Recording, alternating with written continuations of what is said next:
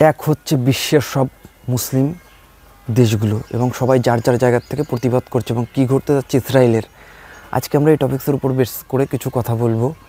তো ভিডিওটি স্টার্ট করার আগে আপনাদের কাছে ছোট্ট একটা অনুরোধ, আপনারা যদি ফিল্ম স্পাই চ্যানেলটিতে নতুন হয়ে থাকেন তো ডেফিনেটলি সাবস্ক্রাইব করবেন, বেল আইকনে ক্লিক করবেন, লাইক কমেন্ট শেয়ার জানিয়ে দেবেন আপনাদের মূল্যবান মতামতটি। তো মুসলিম বিশ্ব আজ সমস্ত পৃথিবী জুড়ে তারা আসলে উত্তক্ত। আজকে ইরানের সঙ্গে ইসরায়েলের যুদ্ধ, এবং আপনারা হয়তো দেখেছেন যে গাজা নিয়ে যে ব্যাপারটা হচ্ছে, এবং এটা নিয়ে আসলে অত্যন্ত নির্মমভাবে ইসরায়েল সেখানে যে ব্যাপারগুলো চালাচ্ছে, এবং ইরান অলরেডি পাশে দাঁড়িয়েছে। ইরান কিন্তু হুমকি দিয়েছে, এবং ইরানের বড় বড় লিডার তারা বিভিন্ন সময় তারা বলছে হ্যান ত্যান করবে, কিন্তু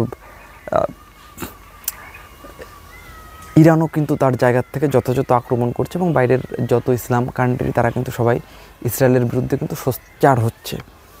এবং এই যে ব্যাপারগুলো, এই যে এই যুদ্ধ আসলে মোড় কোন দিকে যাবে এটা আমরা কেউ জানি না। তো এখন আপনি দেখেন যে আমরা একটা ভিডিওতে বানিয়েছি, কিন্তু কোন দেশ কার পক্ষে দাঁড়িয়েছে। এখন বড় বড় দেশ যে যার পক্ষে দাঁড়াক না কেন, আমি একটা কথা বলি যে ডিরেক্টলি কিন্তু আমেরিকা যতই তারা বলুক ইসরায়েলের পক্ষে দাঁড়াচ্ছে হ্যান ত্যান, তো তারা কিন্তু পাশে দাঁড়িয়ে তারা কিন্তু যুদ্ধ করবে না। আজকে রাশিয়া যতই বলুক না কেন যে আমি ইরানের পক্ষে দাঁড়াচ্ছি হ্যান ত্যান, তো ডিরেক্টলি তারাও কিন্তু যুদ্ধ করবে না। এবং বড় বড় দেশগুলো এরা এখন সেই যুগ নেই যে ইচ্ছামতো হামলা, ইচ্ছামতো যুদ্ধ করবে ওরকমভাবে। তারা সবাই আসলে কিভাবে মিউচুয়াল করে ব্যাপারটা সরে আসা যায়, প্রত্যেকের স্বার্থ রক্ষা করে সবাই কিন্তু এদিকেই কিন্তু খেয়াল করবে।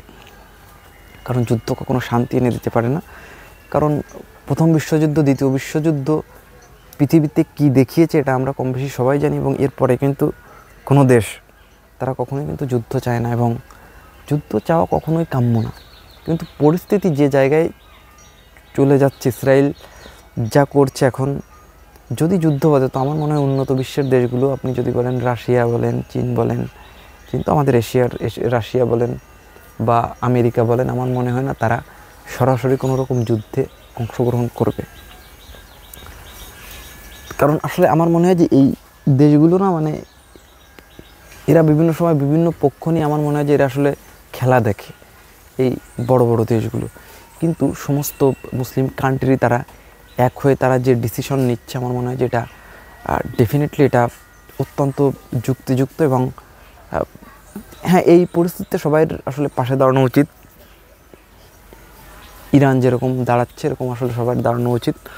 তো আসলে এটা নিয়ে আসলে কিছু বলার নেই, এখন দেখার বিষয় যে পরিস্থিতি কোন দিকে যায়। তো বেসিক্যালি এটা নিয়ে ছিল কিছু কথা। ভিডিওটি কেমন লাগলো, ভালো লাগলে লাইক কমেন্ট শেয়ার করবেন। এবং আরও যদি পলিটিক্স বিষয়ে আপনারা ভিডিও দেখতে চান, সেটাও আমি কিন্তু আপনাদের সামনে মেকিং করে কিন্তু প্রতিনিয়ত কিন্তু ভিডিও দেওয়ার চেষ্টা করব।